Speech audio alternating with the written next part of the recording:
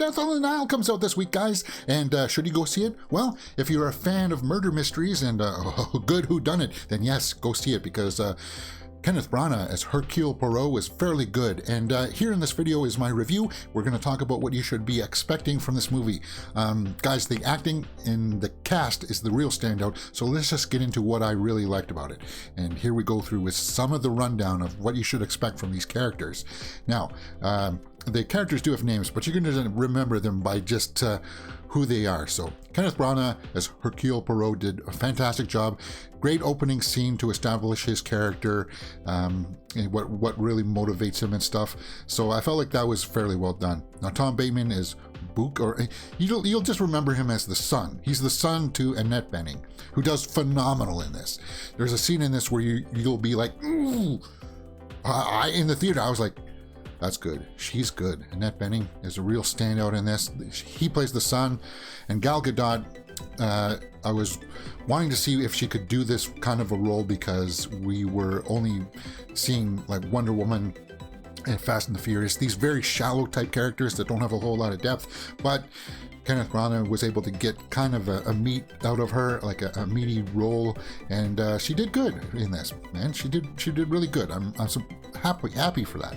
And Mackey did a good job in this role. She was like the sort of the red herring, if you will. But I went into the story not knowing what the story was, or I didn't read the story before, so all of this stuff really worked for me. Armie Hammer is the lead in this, so guys, when you watch this, you'll realize there's no way they could have CG'd him out of the movie. Why would they CG Armie Hammer out? Because of all of the controversy around him, the allegations. But don't worry, once you watch this movie, you won't even think about that stuff, because you just get lost in looking for clues, and that stuff, you don't even pay attention to it. So don't get bogged down with that. He's fine. This will be his last big Hollywood movie, and then he's going to be done, and it doesn't detract from the movie at all. So don't worry about that. Leticia Wright is Shuri in Black Panther, and she does great in this movie. Once again, all of these actresses do great, but the real standout was Annette Bening as Euphemia, the mother of the son who falls in love with Leticia Wright's character. And guys, this is just like the basic thing that happens. This big family goes on the boat, and somebody gets murdered, and of course there's Poirot on there to figure out who is on there. And Rose Leslie from Game of Thrones is in this, and I want to see more from her, because she was a real good standout.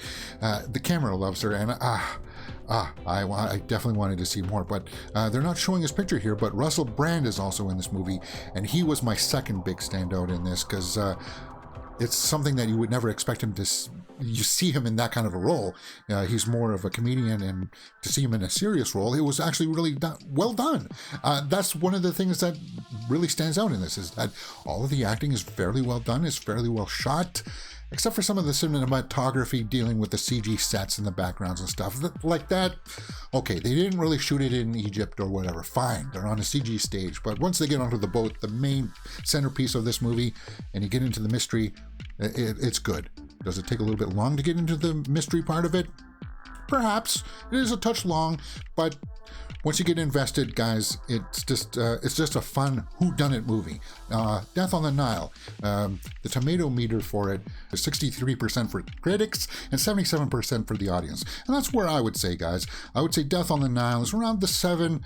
It's about a 7 out of 10, because it's got the story, the directing, and the characters in there that are just, well, those are the draws. Score, meh. Watchability factor, it's up to you guys. But I would say it's worth seeing in the theater this weekend. I would give it a 7 out of 10 for Death on the Nile. Let me know what you thought about it if you went on and saw it, and we'll talk about it in the comments below. You're watching Mirror Domains, your place for entertainment headlines and movie news. Guys, we do movie news weekly, daily, 12 p.m. Eastern on this channel. I hope to see you there.